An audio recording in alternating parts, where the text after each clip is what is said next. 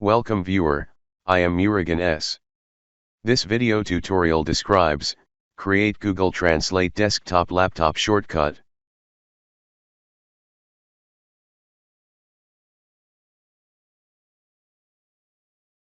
Select Translate.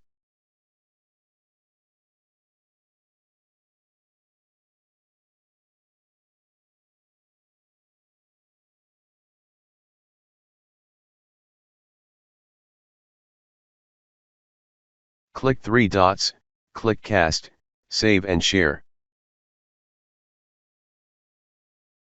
Click Create Shortcut.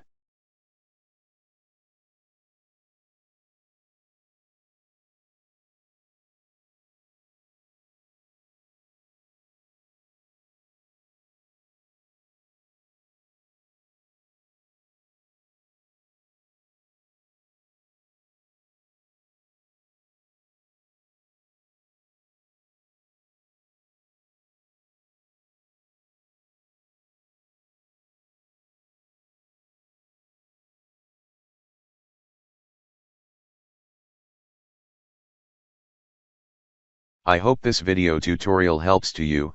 Please like, share and don't forget to subscribe my channel. Thank you very much.